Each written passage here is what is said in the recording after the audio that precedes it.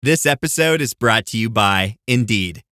When your computer breaks, you don't wait for it to magically start working again. You fix the problem. So why wait to hire the people your company desperately needs? Use Indeed's sponsored jobs to hire top talent fast. And even better, you only pay for results.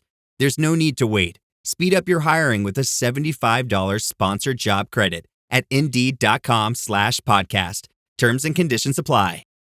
I'm always looking for ways to show my cat how much I love her.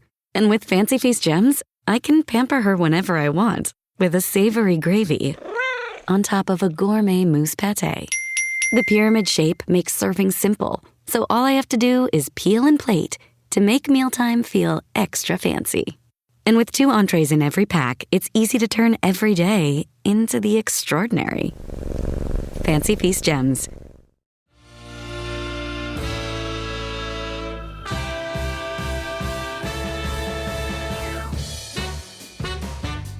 Hello, you are listening to a brand new episode of Whispers in the Wings. My name is Joshua Broadbent, and I am so thrilled to be back in your ears for a brand new season of the podcast. And what a better way to kick off season 3 of the podcast than on today of all days. Happy International Stage Managers Day to all of those stage managers that are listening, and perhaps maybe you're not a stage manager but you know one. Send them a message and wish them well today, because we do need to keep looking after those stage managers. They put up with a lot. It's been just over 2 years since I was last in your ears, and oh my God, so much has changed in that time. So it felt like the right moment to hit reset and reintroduce myself, the show, and everything that's been happening behind the scenes. And I thought, rather than doing it solo, let's make it a little bit fun. So I've invited someone very special who's been with me every step of the way to flip the script and interview me. That is the one, the only host of Popcorn Podcast and my husband, Timothy Ifland. Hello, baby. Hello, listener. I don't think I've ever called you Timothy. No. Am I in trouble? Well, it depends. If I am in trouble at the end of this, the sort of hard-hitting questions I'm coming at you with. Well, remember, I am editing this, so I am in control of your words. Well, maybe I should take editorial control. You know what I find really strange? Because as you said, I do have my own podcast with Lee Livingstone, a dear friend of mine, journalist. And I'm usually the one recording. I'm usually the one seeing the waves, checking all that sort of stuff, setting it up. I'm usually the one editing. And so when we've recorded, you are in the hot seat. You're in control. And I've just got, notes in front of me, and that's all. And to know that I'm not then going to take this baby away and then pull it all together. Well, you can do that if you want. Take some pressure off me having to edit this. Meanwhile, I'll just pause all the work I have to do for my own podcast. I'd happily edit it for you. Thank you so much for doing this for me. I'm really excited. When you pitched me the idea of your return to season 3 of Whispers in the Wings, I was so proud of you for, bringing it back, because it was such a passion project for you. And you had got so much joy out of it, talking to other people in the industry, creatives, other workers. But then when you were like, I'm going to try and figure out how to reintroduce the pod back to listeners and grow audience, because it has been so long. And you're like, hey, do you want to interview me? And I was like, okay, let's do it. But I feel like from the very start with Kelly, we sort of introduced each other and we talked about ourselves, but that was back in 2021 and we're in 2025. So much has happened, and I thought, especially in the last 2 years since the last episode, and I thought, well, I needed a new introduction. I need a reintroduction. Yeah. Well, let's start there. Let's talk about what has happened in the last 2 years of, combination of life and career. You were a successful theatre stage manager with, a decades-long experience, and then you took a huge career leap of faith into uncharted waters. What shifted for you in your career aspirations, and what was it that you were chasing? It all came at a really interesting time. Coming out of COVID, I found that the work that existed prior to COVID sort of had dried up. A lot of connections, a lot of teams that I had worked with had disbanded or had sort of gone in different directions. And I found myself sort of moving out of that commercial musical theatre world and working with a lot of like Darlinghurst Theatre Company, the Sydney Chamber Opera, all of those companies that had a different presence within the industry. And it was sort of during all of that time that I started to reassess what I wanted to do. Coming up into 10 years in the industry, was I where I wanted to be? Where did I want to spend the next 10 years? And I realized, and through a lot of conversations that we've had, that I spent a lot of time away. Yeah. I missed funerals. I missed weddings. I missed birthdays. I was away for a lot of my birthdays. Apparently still am at the minute. The last 2 years anyway. But I just wanted to spend more time with you, more time at home. We bought a dog during COVID as well. So Like many people did. yeah. Yeah, separation anxiety is not great. For the dog or for you? A little bit of both. And we were going away to Japan and I didn't have any work lined up for the end of the year. And I kind of got to a point where I was like, well, maybe this is the break that I needed. Going away and knowing that there was no work and it was coming up to Christmas. I think I said to you, I was like, I'm just going to find a Christmas casual job because Yeah, wild. there was nothing. Yeah, back to retail land, if you will. Yeah, just a nice break that was sort of forced upon me. But I think in the background, I was feeling burnt out. Yeah. You know, coming out of COVID, having to constantly network and job after job after job, trying to keep income coming in, keep work coming in. I just got tired. Well, you know what I really admire and also can't get my head around? The process of being a freelance stage manager and every 2 to 3 month contract, maybe 6 to 8 month contract, if you were lucky, you had to rejudge your CV. You had to pepper in some more nuggets of gold in a cover letter, and you had to pitch yourself out in market all the time, constantly, multiple times a year. Yeah. I have had jobs that I could probably count on one hand over my 15-year career in media and now in non-for-profit space and partnerships.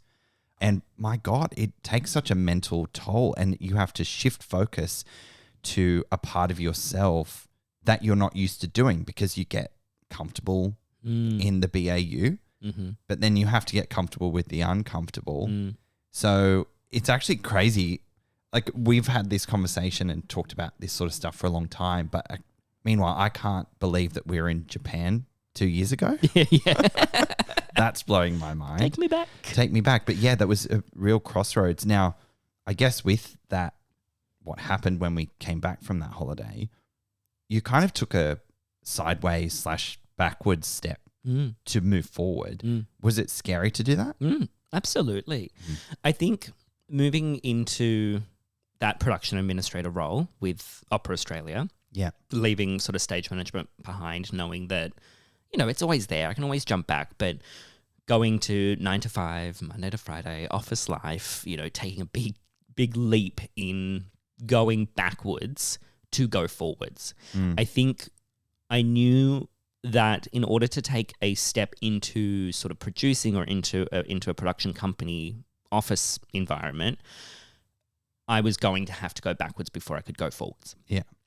And it was backwards in a few ways. It was like you were sort of in more control as a stage manager. You were a stakeholder, you know, custodian. It was a bit backwards, sideways in terms of money coming in, salary. But then again, when you put it up against the inconsistency of your work, you know, money was like, you know, a bit of a blessing at times. Considering how hard it was to land gigs for extended periods of time. Yeah. And we obviously talked about it because any sort of decision that is centered around finance, like, had to be a right decision for us. And we knew that it was hopefully only going to be temporary, and that obviously paid off. So going for the production administrator role, I was very much like, okay, this is a bit of a shift, but maybe it doesn't have to be permanent. You know, it could be a 12-month thing where I just break away from stage managing and that constant need to hunt work and do all of the networking and just settle into a place. And I said, when I started, I went, I'm only giving this 12 months in this role because 12 months is kind of all we could do financially, right? All we could afford, yeah. It couldn't be life. I couldn't still be in that role now. Yeah. I guess in the production administrator role, you had to prove yourself to people who didn't know who you were. Because in the stage management world, although it's freelance and you're having to pitch yourself, you're more often than not working with people who you've worked with before, or someone in their peripherals can vouch for you and endorse you in that way. What did the day-to-day look like as a production administrator, and how did you adjust to that? I thought I was going to struggle at first with office life. Yeah. Like, that's the biggest change, right? You're going from working a day where sometimes you'd start at 6 o'clock in the evening and you'd work till 10 and you have the whole day to live your life. I found I have thrived on office life. Well, there's structure, I guess, is one thing that you really never had. Yeah. It's sort of that thing, and it's even now, as I've moved into producing, no day is the same. Every day as a production administrator was different. I was looking after projects like New Year's Eve at the Sydney Opera House, looking after Opera on the Harbour for West Side Story, starting to look at the national tour of La Boheme. And it was a lot of just, admin tasks. But I've always been really good with computers and I can navigate around things really quickly. Ding, ding, IT support. Joshua Broadbent, please come to the front. Exactly. You are IT support for not only me and my life, and also my job from time to time, but my entire family and your family. Yeah. Bless you. So it was systems, learning systems. It was learning processes. What the most difficult thing is, and something that I'm still learning even now, almost 2 years with Opera Australia, is opera. What I had never seen an opera until you started working for Opera Australia. What a gift that has been. Yeah. But not only was this a new role and a new cadence of working, it was also a new type of place within the arts. Yeah. It wasn't Charlie and the Chocolate Factory, 9 to 5, The Wizard of Oz, Come From Away. Yeah. It was La Traviata and Carmen and all these big, bold, beautiful, tragic stories in an art form that has lasted for hundreds of years. Yeah. I think in my 10 years in stage management, I did Aida for Opera on the Harbour as a secondment, but that's right. Very early on. And I did a little bit of work with the Sydney Chamber Opera. So I had done a little bit, but nothing to what, the level that I am at now, and my understanding of opera and my understanding of how not only producing those work, but stage managing those work. Like my mind's always tossing between stage management and producing with shows, because it's, getting a good understanding of the whole production. There's power in having knowledge and knowing everything. And I really feel like witnessing you in stage management, since we started dating way back when, a million years ago, you knew everything, I guess. Like it was, you could do that job with your eyes closed, which is a good and a bad thing. Depends how you look at it. Is it hard for you to not know everything, but do you find it quite liberating that you are constantly learning in this new part of the arts? Well, I think that's what's been so interesting to me. I feel like where I was getting to within stage management, I had learned everything I could learn. There's always ways that you can improve what you're doing and change. Of course. But stepping into the production admin role, I've been with Opera Australia 2 years, as I said, and I have not stopped learning. And I think that's where I was getting within stage management. I was like, well, I'm at, what's next? I'm as far as I can get, really, without just continuously doing the same thing every day. Yeah.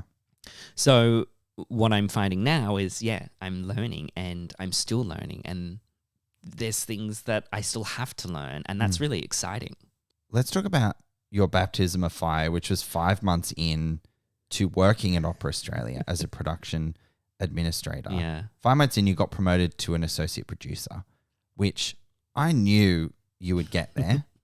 Maybe not as fast as you did, but I was at the same time not surprised. It was a huge step in such a short period of time. How did that come about for you? It made me laugh just then, because Catherine Budd, who was my senior producer that hired me, she, in the interview, I remember her sitting down for the production administrator role, and she's like, we're really trying to find someone that will just stick in the role for a little bit. We've had a couple of people. Classic. we've had a lot of shifting in the team, and we just want someone that's going to just be reliable and in the role for some time. And I was like, in my mind, I was like, okay, 12 months. That's what I want to give it before I start to dive. And then a really obviously fantastic opportunity arose in that the associate producer, another Catherine. I only work with Catherine. I only work with Catherines. Two in the same team. Who share a birthday. Which you told me it's today. The time of recording. Yeah. Happy birthday to all the Catherines out there, two of which you work with. Yeah. And she announced that she was having a baby and she was going to go on maternity leave. And I was like, wow, okay, here's my opportunity. And very politely, I was told, we just don't think you're there yet. We're looking for someone that has this and that. And I went, oh, okay, sure. Remembering that this was January, I had been there for a month and a half. Like, it was very early. And I just went, well, if I don't put my hand up, then I'm never going to have the opportunity. So then, as I do, I work hard. I wasn't trying to prove anything to anyone. I was just doing your job, doing my job, working to my best ability and asking the right questions, and looking back at it now, proving myself without feeling like I was actually doing that. And it came to about early April when West Side Story for Opera on the Harbour opened, and the AP Catherine said, why haven't you applied again? And I went, oh, well, I was told that I wasn't ready. And she looked at me, don't be a fool. Like, don't be an idiot. Put your hand up.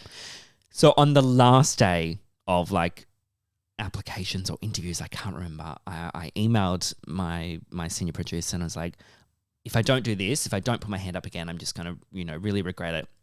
And she actually said to me, she went, oh, I've been wanting to talk to you about it too. And I was like, I'm glad I did that, and I'm glad, that's where we've gotten. And it was a fair process. There's other people from the company that had applied, and there's other people externally. So I went through the interview process. I did, the same thing as everyone else did. Yeah, it all came to fruition, and here I am. What do you think, well, this may be a hard question to ask because it could be a myriad of things, but is there something that you think was like, I reckon that's what helped me land this promotion? Because I can help you answer that question. I don't know if I can talk about it in great detail. Well, maybe not, but there were a series of events that happened in that front half of that year, 2024, where you didn't focus on the problem, but you focused on the solution, and you stepped up and you, for lack of a better word, rescued a lot of scenarios. Yeah. And you showed that what you were capable of in like moments of crises, I guess, but then also your approach to it, which was to lift people up and vicariously lifting yourself up to the common goal that everyone shared, which was to put on a good show for audiences and to make sure that the cast and the crew had a great experience along the way too. Because as we all learn in high school, it's about the journey, not the destination. Showing my age there. Anyway, that's my two bobs worth. I mean, obviously, a lot of things I can't go into, but I think what you've said is exactly the person I strive to be. I am there to, and have always been wanting to do theatre to put on a show. Like, it's never about me, it's about the audience, it's about the company, it's about the people we work with. And I will always, no matter what role I'm in, jump into action if that support's needed. I could easily step back and go, well, that's not my job, that's not my responsibility. But even now, a bit over 12 months into the, AP role, I'm still doing that. Mozart's Requiem, this week, I jumped into some things that I'm like, that's not my job, but they've got to get done, so just do them. That's what we should be doing in theatre. Like, if you see someone needing that help or that guidance, or you see an opportunity where you can do something that's about to be missed, just do it and apologize for it later if it wasn't the right thing to do. Yeah, ask for forgiveness later. I actually think that's part of the work ethic of a stage manager as well. Yeah. Is that silent hero, the idea of not all heroes wear capes, like the things that I was privy to that you saved in stage manager land is wild. But a lot of the cast, especially the cast, but certainly a lot of the crew are none the wiser that needed to be done. So I just think that's something that you've carried through with you, where you cut your teeth as a stage manager and you're like, well, I can see something. I'm not going to look away. I'm going to fix it and help someone. I think the biggest advice I can give on that is don't do it to be thanked. Mm-hmm, mm-hmm. If you're doing it to be thanked, you're doing it for the wrong reason. Yeah. You are doing it because you see something's being missed or something's about to happen. And, you know, I didn't work all those months to prove that I was ready to be an AP. I did it because I saw gaps or I saw missing links, or it was my job. Yeah. I just did it. I didn't question it. I just did it. And then it paid off for me, which was really, really nice and rewarding. But that hasn't changed my work ethic. I didn't get to an AP and then, you know, step back. I'm still doing the same things I was doing because that's who I am. How else has being an associate producer paid off? What are some of the projects you've worked on that you're most proud of? Oh, gosh. I mean, it's the same as when I would get questioned about stage management. Like, what show did I love? All of them. Because all of them held such a important part within my life. Wizard of Oz being my first production, touring with. Matilda being the first musical I worked on, even though it was a secondment and then, you know, a swing props. I can always take something out of a show to hold on to something special. Like West Side Story, I was in my production administrator role, but getting to spend every night on the harbour, getting to work with such a fantastic team of people, I will cherish that forever. Yeah. What a terrible office. Literally on Sydney Harbour. Rainy Botanic days. Gardens. Yeah. Rainy, floody days. They're the days you didn't want to leave the shipping container. But I moved straight from West Side Story to being associate producer for the national tour of La Boheme. I've done touring. I've never done it to the level that I've had to do, and I've had to learn a lot in a very quick time about, looking after the well-being of people on the road, 36 touring company members, as well as booking accommodation and flights and coaches and liaising with venues and all of that. But I cherish that first year because I grew so much. You know, that's the moment that I grew from a stage manager to a producer. That was that moment. And then going into Guys and Dolls for Opera on the Harbour, that was my first producing of a musical. Yeah. I was involved with casting. I was liaising with agents. I saw every part of that production come together from start to finish. Yeah. And yes, I got to spend every night on the harbour again, but it was a completely different experience because I wasn't doing it as a production administrator. I was doing it as an associate producer. And then this year we did La Boheme Take 2. Other parts of Australia. Other parts of Australia. So we do 2 tours. We do the national tour 2 years in a row. The first year we do the cold tour. The second year we do the hot tour. So sort of, you know. What does that mean? Yeah, good question. It's a little bit loose, but basically in the cold tour we sort of do Victoria, New South Wales, Tassie, and because it's during the winter months. It's during the winter months. Yeah. During the hot tour, still during the winter months, just the second year. But we do Queensland, Northern Territory, WA. Yeah, because they don't have winter in Australia. Yeah, they don't exist. And getting to do that show this year, it solidified what I learnt last year. One of the things that I really admire about your work at Opera Australia is when I do have the privilege of sort of being your shadow to an opening night or coming along to whatever it is. And I love watching you work a room. And in the sense that it's not disingenuous or, you know, doing jazz hands to be seen and heard, but I love witnessing people's reactions to you getting their attention, getting their eye contact because they're so excited to talk to you and congratulate you and thank you all. But then even still, maybe what I find even sexier about this whole thing as your husband is I love watching you solve problems. Yeah. Because you do so well at listening and you just get it done and you do it without, I'm about to go and save the day. No, you just go and do it. And then you see that problem no longer manifest and the, you know, people who may have been vicariously impacted by that quote unquote problem will never know that it ever was. I find that really cool to watch. I think that all comes from stage management. because you've always got to be 2 steps ahead of the game. Like you have to anticipate the needs of someone before it happens. So I think that's a really valuable thing that I've been able to carry across from stage management into this, is that I can anticipate those needs and see those needs before the person even knows that they need it.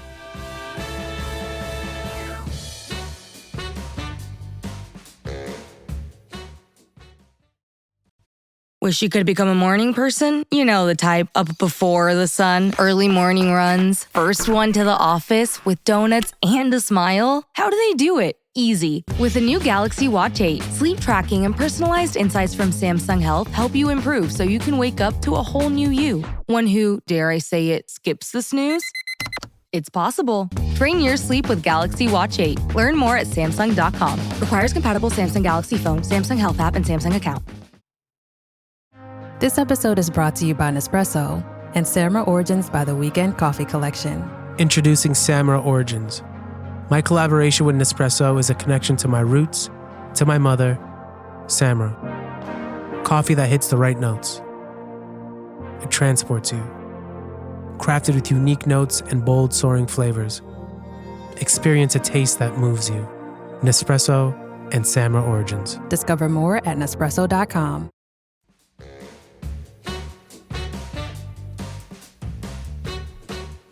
Is there something that has been a really, really rewarding moment so far in your role, and then equally a moment that makes you think, far out, that was pretty challenging? I think being part of a production from start to finish. Mm-hmm.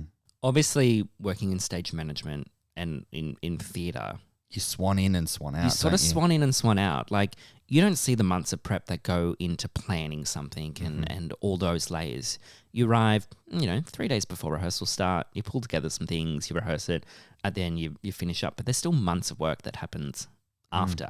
And I think when I started at Opera Australia, West Side Story was already cast. They were already, halfway into it. It started rehearsals 2 months later.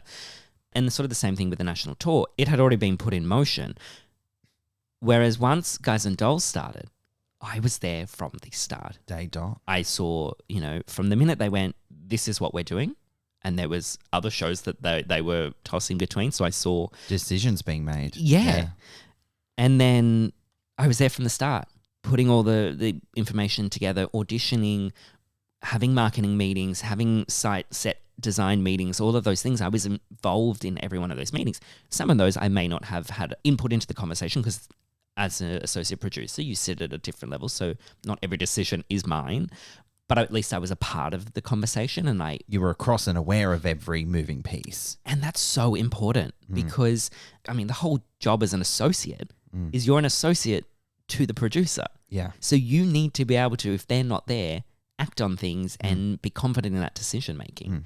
And watching the whole process from start to finish was just so valuable for me to help my career progression, but also rewarding because I know the hours that I put into it. Yeah. I know the things I dealt with. I know the good things, the bad things, the things that I would do differently. I know all of that, and I value that so much. In reflecting on the transition, how do you look back on those formative years as a stage manager now? What did they teach you? Everything. I know that's a bit of a cop-out of an answer, but I went from community theatre in Newcastle, where I grew up, where I sort of taught myself how theatre works. I taught myself how to lighting design, taught myself how to sound operate, taught myself how to stage manage, to actually being able to put a lot of that knowledge, self-taught knowledge, into practice. And then from there, just continuing to be, as we've talked about, the person that I am. Question things, do things. Be curious. Just be curious. Just continuing to allow myself to grow and evolve and never stop myself from an opportunity. Whether you look at a show and you go, that may not be the right thing, just doing it because, you can always take something out of anything as long as you allow yourself to, right? All of what I've learned is helping me now. Like we said, I haven't taken a traditional route into producing. Not at all. Like, usually stage manage for another 10 years, become a company manager for 10 years, then finally break into that producing role. Like that's what I've seen in the past. And I've gone, whoop, over here, and then I've gone up there, and now I am where I am. Doing it your way. Doing it my way, because there's no one way of getting into this industry, and everyone's journey is so unique. Do you ever miss being in the wings? Headset on, calling a show? I got chills. So yes? Yes, and you're allowed to miss. You're allowed to miss something that meant so much to you. I think the experiences that I've had in the past 2 years, like as I said, West Side Story, Guys and Dolls, I was there every night.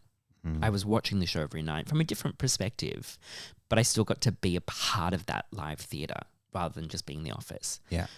I think even this week at Mozart, I was standing at the stage manager's desk with the stage management team watching the show. So I still have those opportunities. They still exist for me. I'm not there every night, but I still get to go backstage. I get to be in the wings watching and cheering on. But what I get to do now is actually see more theatre and more shows and cheer on more of my friends and my theatre family, because I'm actually getting to be in the audience. How has it felt balancing these big career moves that we've talked about with life outside of work? I mean, it's surprisingly been easy, I guess. You work 9 to 5. Yeah. I now work 9 to 5.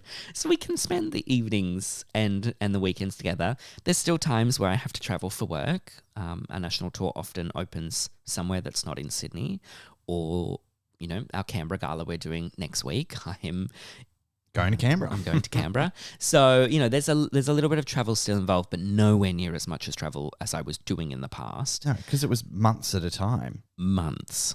It's funny because obviously working a long weekend, working Saturday of a long weekend for the Mozart's Requiem, I was like, I changed my career path to have these times back to me. But, you know, I balance it out. Yeah. Like my job is 9 to 5, but I know there's times where I will come home and be working overnight. You know, there's been deadlines that I need to hit. And it's not that I haven't hit them because I haven't spent my time well, because there's a lot of work that needs to be done to hit deadlines. So there's times where I'll come home and I'll do a little bit of work. It's a balancing act. Well, the word is balance. It's not work-life equilibrium. Yeah.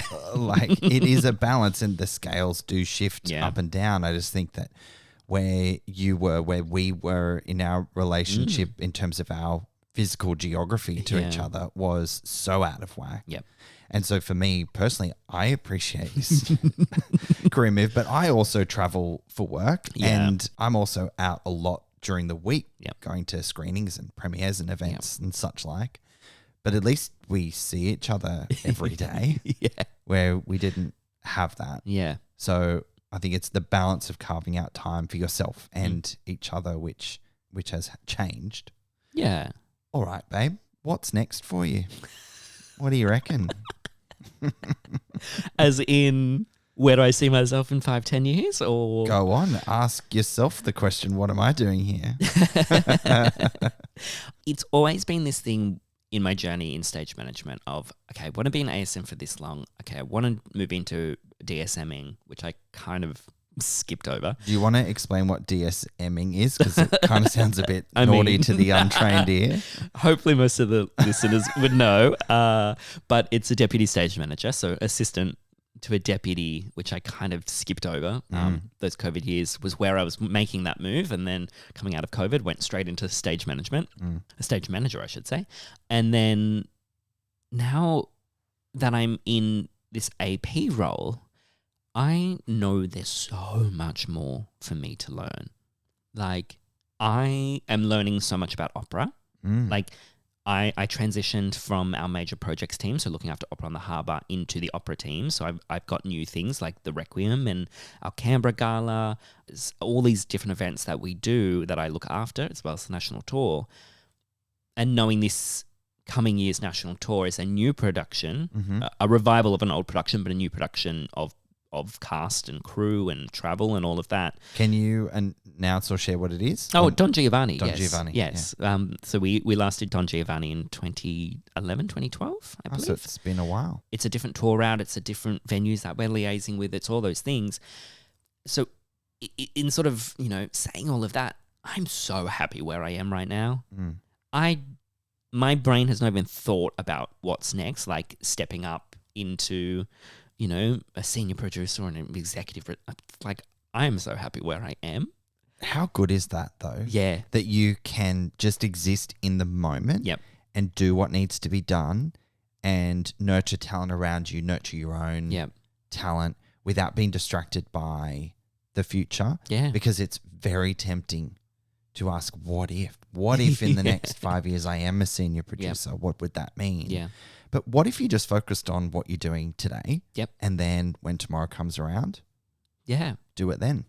I am so happy just existing where I am now, seeing where this takes me, and knowing that, in 6 months' time, I don't need to be finding another job. Well, hopefully not. Who knows? But, not like what I was doing, having to constantly be searching for that next opportunity. I love coming home from work every day and hearing about your day because, my God, it can be wild at times in terms of just the random shit that you're dealing with. A lot of it's really exciting and interesting and compelling. And I just love that. I always lean into that. But I especially love knowing how happy you are. Yeah. But you are still being challenged because you are not a thumb twiddler. I mean, I've met your father. He is the Energizer. And my grandmother. Duracell bunny and beautiful Lois. So that is in your blood. Yeah. And I think that's why you're just cut out for this line of work. Like, the arts ain't for the faint of heart. No. For performers, for crew, and everyone in between. It is an incredible vocation. And I feel really privileged that I have kind of like, my own seat in the wings, if you will, just to witness it. You mentioned, obviously, that you get to, sit in the wings and support me. But one night, you actually got to sit with me. Oh. Charlie and the Chocolate Factory. You sat there with your little comms headset on next to me and watched me call the show. That's the first time you've really seen me do my job, do that work. What was that like for you? Hey, who's interviewing who? I loved it so much. Yeah. Because as a person, I love context because on my podcast, it's like I watch a billion movies a week and we get to talk to directors and actors, and Lee and I have really robust conversations to understand the story, the intent, the characters, the motivations, and also the technical aspects of it, whether it be the way it looks, how it was made, the CGI, costumes. So I got the context that I had never had in the world of musical theatre before until that night. And I've always been a real big fan of theatre and productions, but I have not really known anything about it. I have been but a voyeur, not getting my hands dirty in how it all comes together. So my eyes lit up in terms of how much is involved in tricking the audience that something is real, or tricking the audience into believing that this is a real person and this situation, and transporting them to whether it be Oz or, the factory, the chocolate factory, all of those things. So I really loved hearing how cohesive and how collaborative it was, but also how fun and playful, and just also appreciating how much skill and professionalism that it takes to do this. And like, looking behind the curtain is quite eye-opening. So yeah, that's what I got out of it. Hearing that little tidbit of how you, as someone who loves theatre and watching it, how you experience that backstage environment for the first time, takes me back to my first time I experienced working backstage, and then the love of that then kept me doing what I was doing. For me, it's not about diminishing the magic. It's actually enhancing the magic. Yep. for me personally, I know a lot of people don't want to know how things are done. So I can't wait to find out how things are done because I want to be in on it. Yeah. I want to be in on how much it took to make that real. So I mean, we see shows and you often look at me and go, how would they have done that? yeah, please tell me. And I am pulling something out of somewhere going, they could have done it this way, they could have done it that way. Yeah, So, yeah. you know, it's magic of theatre. Magic of theatre. And the magic of you, my dear. Whispers in the Wings Season 3. We're in it right now. Yeah. What can audiences expect from this new season? Oh my gosh. Well, if they've listened to the teaser episode, I've got 3 fantastic guests lined up that will be dropping over the next couple of weeks. We've got stage managers, we've got artistic directors, we've got people that work with fireworks. Yeah, that's cool. There's intimacy coordinators to mental health experts, like just a mixture of people from this industry that can share really valuable insight into what they do and how they help the industry and their career. And it's so fascinating now for me because I can take the podcast from 2 perspectives. Yeah. I can talk about stage management until the cows come home.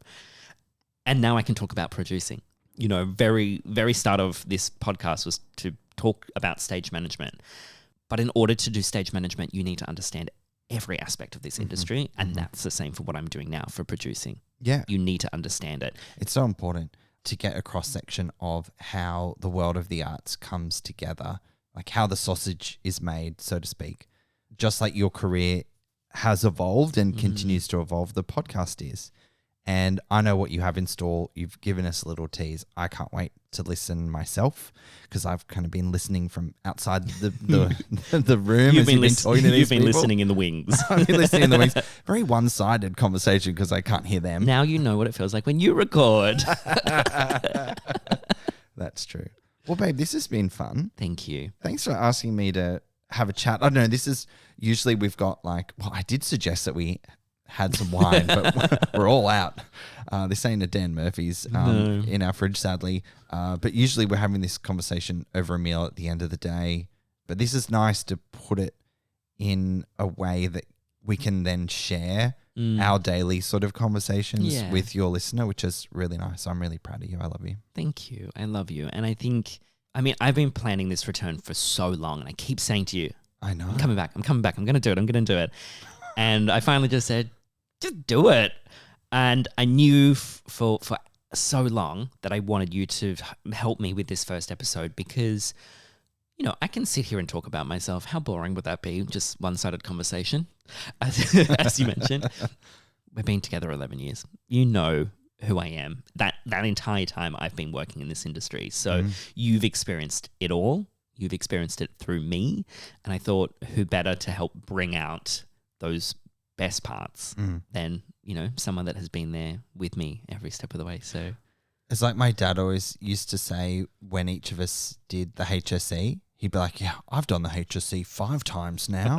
Like, lol, Dad. Well, I've been a stage manager, a associate producer, production administrator a couple of times now, vicariously. So I've loved following your journey. And thank you again for jumping on with me for this episode. And thank you to the listener for returning, or welcome if you are new to the podcast. I'm so excited, as I said, to be back. For season 3, we've got some fantastic people lined up, and I cannot wait to share those stories with you. Thank you so much for listening to this episode of Whispers in the Wings. Make sure you're following the show on Instagram and TikTok, and keep an eye out for some bonus episodes coming your way. They'll cover all sorts of things from Q&As to deep dives into specific topics, and a few behind-the-scenes stories too. If there's something you'd like to hear about or a question you want answered, send it through on Instagram or drop me an email at the address in the show notes. And before we wrap up, today is World Mental Health Day. Now is an important time to pause and check in with yourself, your friends, your colleagues, anyone in your theatre circle. Working in the arts can be such a high-energy, high-pressure world, and it's easy to forget to take care of yourself. So today, take a breath, do something that fills your cup, and maybe reach out to someone you care about. A small message can mean a lot. The next full episode of Whispers in the Wings drops on October 31st, featuring Katie Murphy, who joins me for an honest and open chat about her experiences working in nightlife and the theatre world, and the importance of creating safe space for everyone. It's a really insightful conversation. I cannot wait for you to hear it. Until then, get out and see some live theatre. There's nothing quite like it.